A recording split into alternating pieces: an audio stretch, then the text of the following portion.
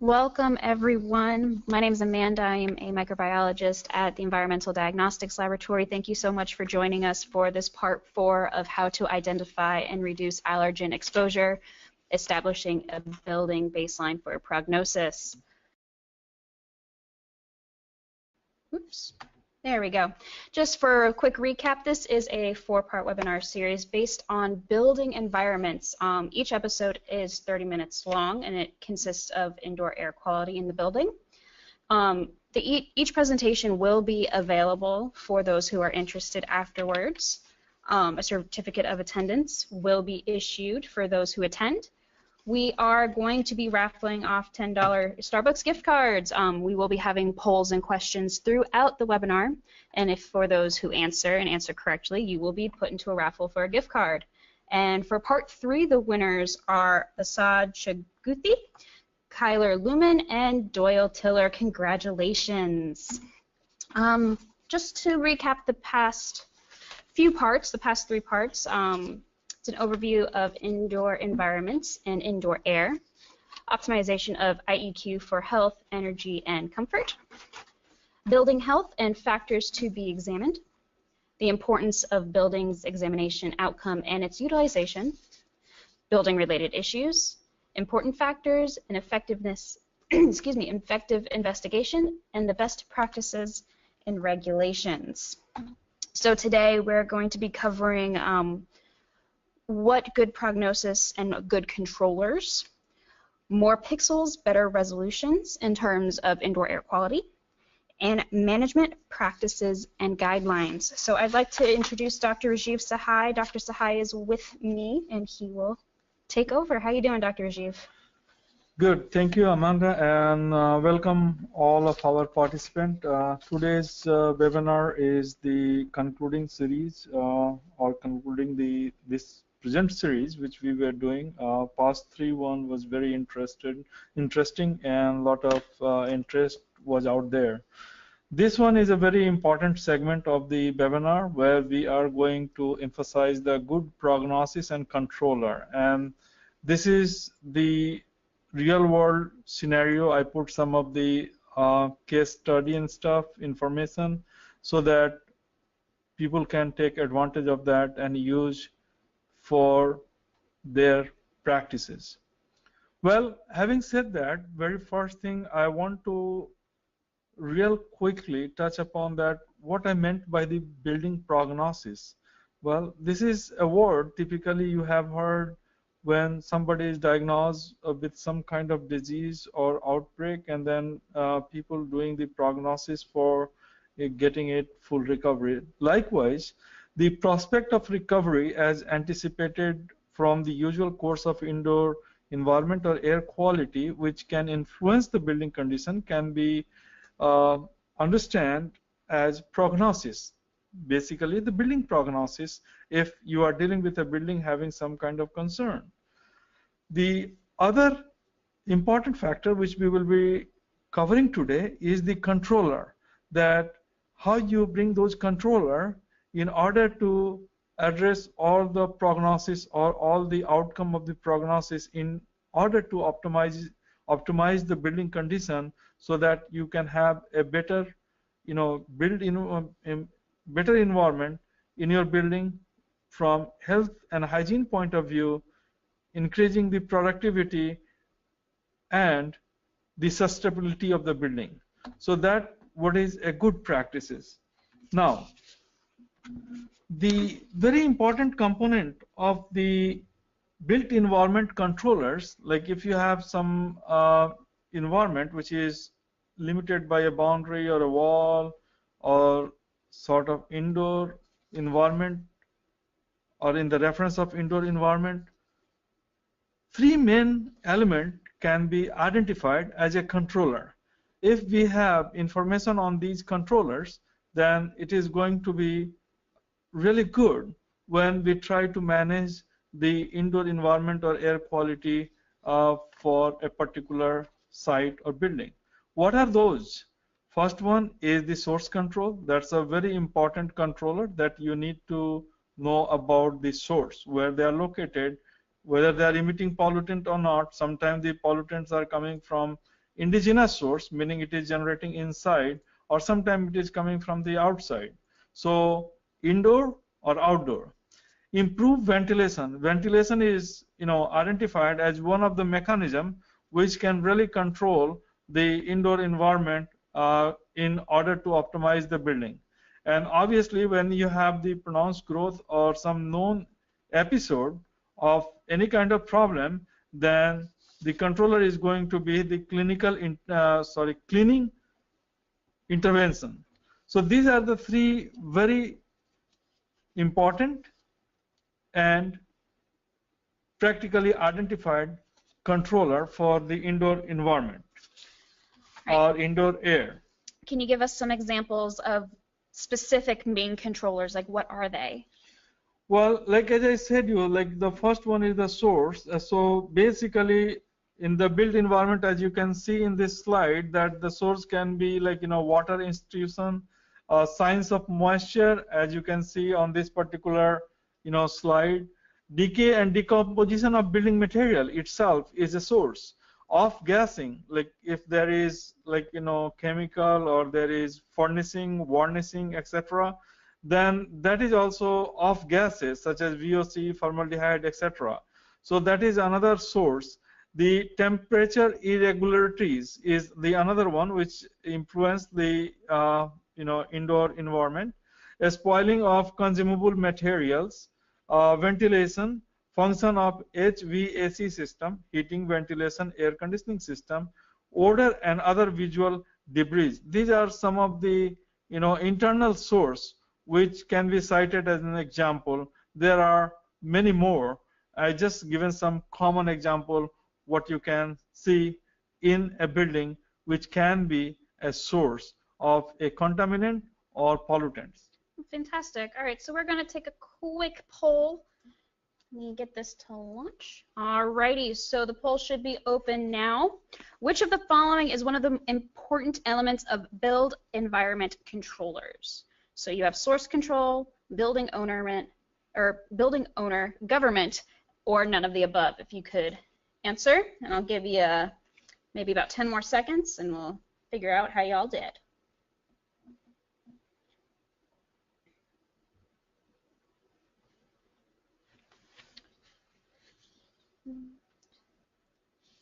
All right, I'm closing out the polls now. Let's see. So it looks like just about everyone put in the proper answer. It was A, source control. That is one of the main controllers. All righty. All right. So back to build environment controllers, Dr. Sahai. Can you explain what we see here on this slide? Yes, like as I was telling that the source is one thing, but the very other, like there are several other elements, and one of the very influential element, I should say, is the ventilation. So the controlling the building, the ventilation play a very, very important role. So ventilation rate procedure is nothing but it is a performance-based design approach where the building and the ventilation system are designed to maintain the expected contaminant below the certain limits. For the physiological contaminants, CO2 is used as a surrogate measure. The inside air conditioners should not rise more than 700 ppm over the outside air level. So this is being emphasized here that the CO2 is as a surrogate. So that gives you a very good idea that whether the problem within the building is due to ventilation or not, because the ventilation is designed such a way that it brings the balance, like as I read in the first point. Well, the AS rate 62.1 describe the ventilation procedure in detail. So I would refer that one should study the 62.1 that talks about the ventilation. Due to the paucity of time, I haven't included the whole ASRE 62.1 because this is a shorter webinar. We can discuss those points in detail in some other webinar. The IAQ procedure is based on a space type application, occupancy, and floor area. Example, office building require 5 CFM per person plus 0.06 CFM per square foot. So regulation of moisture and temperature, regulating the moisture and temperature is also depend or in a way that influenced by the ventilation or the ventilation system. Then there is another very important factor which is not very well taken, and not a lot of evaluators are going to pay a lot of attention when they are called for the indoor environment or air quality study. That is building pressurization. That is very important one, and it is basically the protector, first line of defense. The makeup air plus the fresh air need to be in equal or slightly greater to the exhaust air. This will maintain the pressure within the building slightly positive and respect to the outdoor air, tentatively about 1 Pascal. Supply and return air balance between rooms should be less than 2 Pascal. So these are, like, some important parameter when we are going to control the indoor environment. The other very important and significant phenomena is the air leak. Mostly or oftenly in the airtight building, this need to be monitored very tightly. The air leak can be through the building enclosure or the building envelope, in other words, or from the air duct leak. Well, there are, like, lot of phenomena and regulation known, and it depend upon, like, the local condition, outdoor condition, indoor condition. I would say that the blower door test is one of the very important examination one can put in order to make sure that the air leak is as per the code, because there are, codes for that, and that need to be maintained and respected in order to maintain the indoor environment and indoor air for a healthy environment. Now, the building enclosure is also very important, because this particular structure in the building is designed to resist to the air such as wind force and support the building pressurization, because it's a restrictive membrane and sort of work as a restrictive membrane in order to protect the whole entire structure. Resistant to moisture, that is the another very important task the building enclosure provide us in case of building. Rain and water vapor, these are the two main source which can be very worse for the microbial growth, because they can bring some moisture. Resistance to heat is due to convection or conduction or radiation. These are the various sources of heat. So the building envelope or enclosure can also help us to restrict on those aspects. Now, the other important parameter, in a minute you will be seeing in my next slide, is there we go. Whoops. About. Whoops. There we go. About, I'm sorry. That's all right. About the cleaning measure, that is also a controller. Like I was telling, that if you have a known problem, then you have to intervene. So how you intervene? There are two broader methods for intervening and controlling the environment. The first one is the physical method, I would say, or collectively a group of mechanism or process be performed to clean those things. Those are topical cleaning, abrasive material we can use and we can rub against something and we can take control of the pollutants or contaminant. There are several machines. Compressed air is being used, some filtration device such as HEPA filter and things like that, vacuum cleaner, etc. can be used to clean some of the contaminant or pollutants. There are other whole group or bunch of other material that can be used as a cleaner for addressing the various contaminant and pollutant, and those are various chemical. They can be of antimicrobial in nature. but make sure that you use the eco-friendly products, like, not very harsh chemical. And application technique is the key, like how you are going to apply those chemical.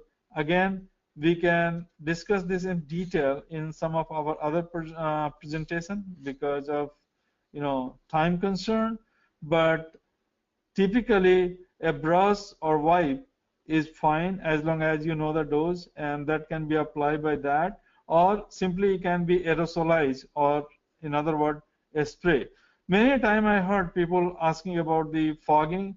I personally don't think that the fogging should be recommended for the cleaning process, especially when the building is in function and people are working inside the building. Then really that's not a very good idea to do that. Rather use the compressed air, the filtration device, or air like negative air machine, etc. So these are the few important method or mechanism of doing the or addressing the pollutant or contaminant to sort of control inside the building. Awesome. We're going to launch another poll. So building enclosure is essential for protecting buildings what? Resistance to air, resistance to moisture, resistance to heat, or all of them? I'll give you about 10 more seconds to fill or to answer that poll.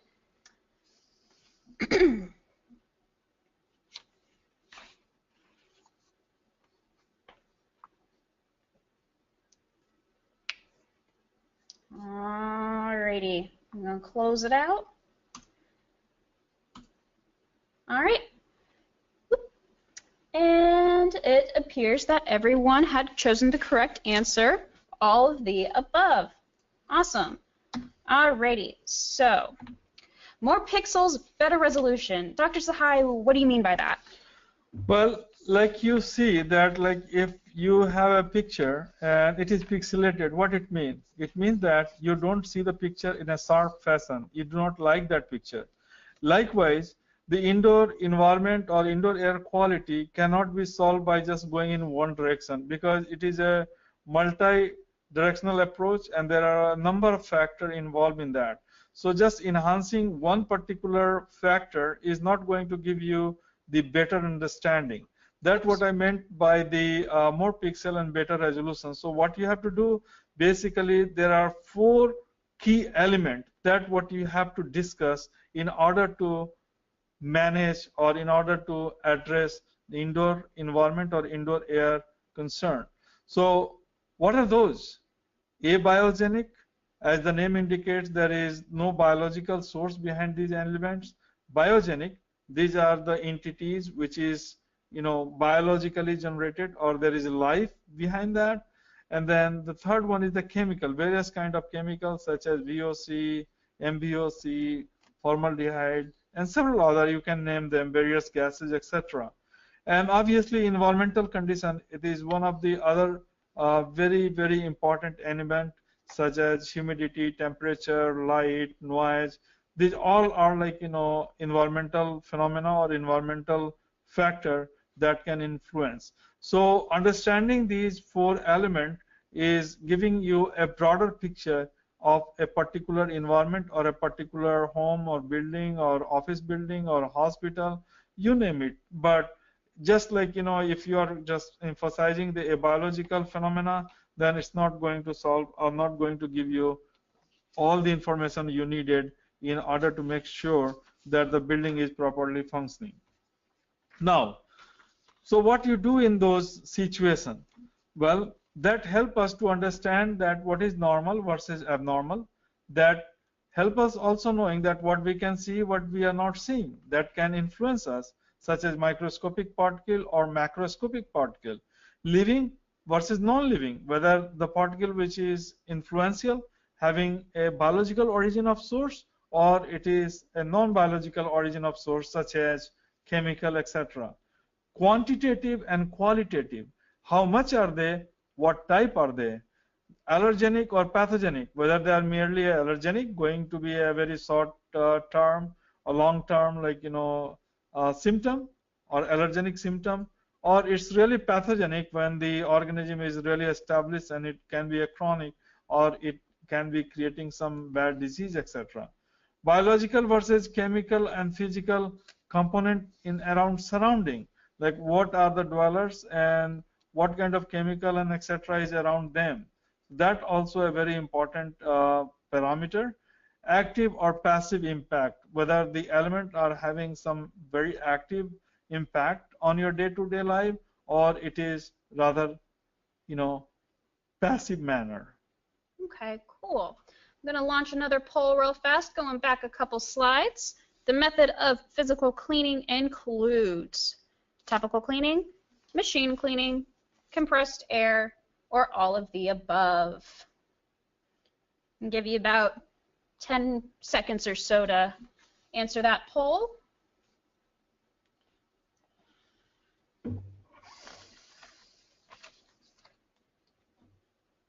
All right. All right, looks like you guys are paying attention. All of the above was the correct answer. Fantastic. All right. What are the best practices for management practice and guidelines, Dr. Sahai? So that's what I was leaning to explain, that many times here that how to manage the indoor air quality or indoor environment quality, especially in the proactive scenario.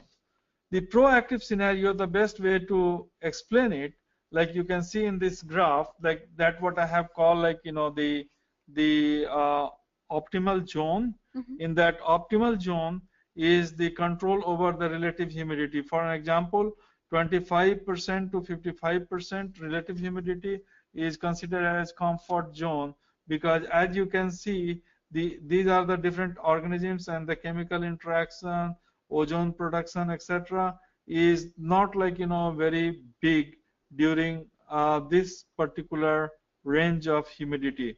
So that is really one of the important factor which I wanted to bring here. And this is time tested and proven that if the humidity and temperature is under control inside a built environment, then most of the problem is going to be sided, or it's not going to create hassles. Now, how to do it? That's a very important steps, or very important, I would say, process. How you start this process? Well, starting the process is really requires some thought, what we call hypothesis, and then you have to prove the hypothesis in order to practically manage the indoor environment for a better production or better sustainability. So what you do, if you go in a building, first you have to be creating the a flow chart like this, like audit or walkthrough. You do that, then eliminate the obvious, like whatever sign you are seeing, and if it is supposed to be there, fine. If not supposed to be there, take a note of that. So if you eliminate those, and then if you don't have any explanation that why the factor X is there when it's supposed to be not there, then you should have two answers. Either you have the explanation or you don't have the explanation. If you have the explanation, then you can implement the IAQ action plan. Maybe that is identify the source and remove the source, or remediate the situation which is being caused due to that factor X. But if you do not know that what is the description of factor X, then you require IEQ, meaning indoor environment quality testing. So you take help of laboratory or the professional. You can collect the sample and send it to laboratory for testing. When you receive the report, then compare the report and match it with your audit, or in the stage of audit, what you were thinking or what was your hypothesis with that. And then determine the capabilities, that if that is there, then what we can do, how we are capable of addressing that or not. Take help of professional, and then make a remediation plan, and obviously that is implementing an IAQ action plan. So do we address those concerns which arose due to the factor X. Now at this point, I'm really going to share some very practical an important data with you. Many of you understand that there is no universally accepted guideline for indoor air quality or indoor environment quality at this time. In absence of that, there are a number of schools, a number of workers having their own thoughts about that. So do I also have my own belief, which I have developed after studying over 200,000 environmental samples. So based on those sample analysis, I try to find out that what is the lowest concentration of a contaminant or pollutant in indoor environment and what is the highest. So what I did, I have put together the result of all these samples which I have analyzed, and then I have picked up on an average, and that what I consider that average as a low mark. And using the doubling effect, I consider that if you double those, then this is going to be really high because it will be like, double of that what you are expecting from a building. So having said that, the other important factor is that the numbers should be compared with a same category of technique which is used, because if you try to compare a data which is obtained by technique A and the same data if you are trying to compare with the technique which is B, most likely it is not going to match. So likewise, you can see in the monitor that we have airborne non-culture method. So no culture was performed. These are mostly microscopic evaluation or examination of the specimen. So you can see the number, it is there. The low side is in the green, the moderate is in the yellow, and obviously high is in the red. And obviously we have also given the unit, that what unit is important or how you measure that, what is the unit. For an example, opaque particle supposed to be less than 35,000 count per cubic liter of the air. Okay, so I have a quick poll just to interject here. If we go back just a few more slides, and it was, which humidity range did we talk about that was considered the comfort zone? I'll give you about 10 seconds to answer.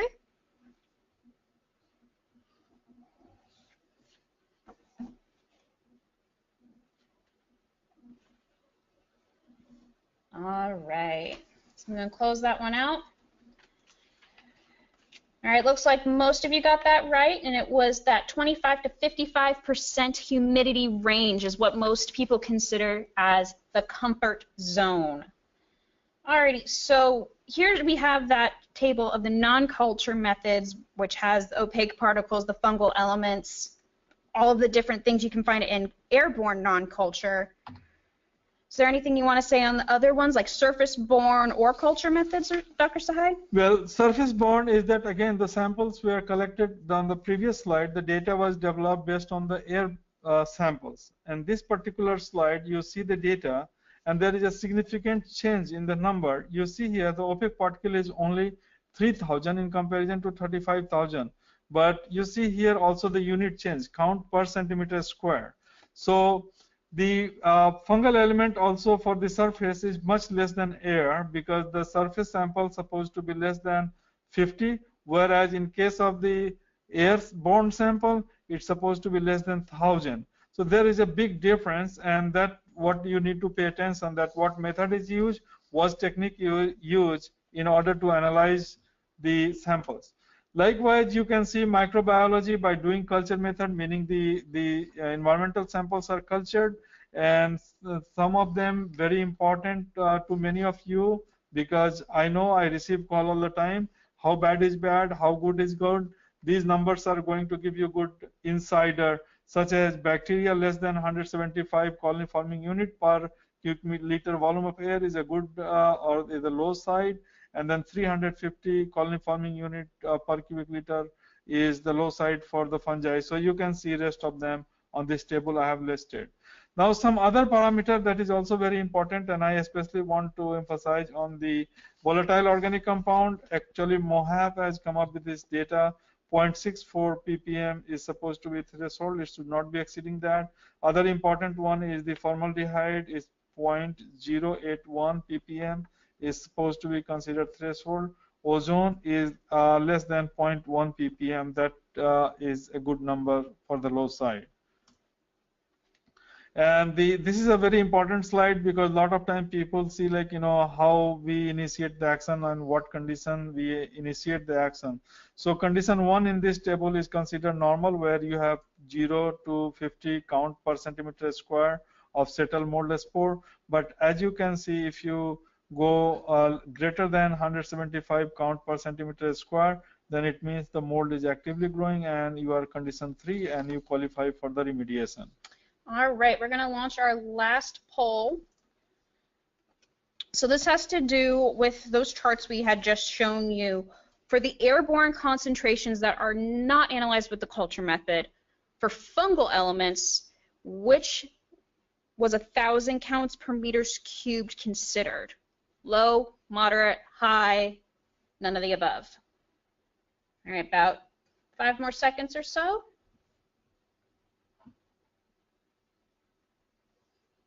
All right.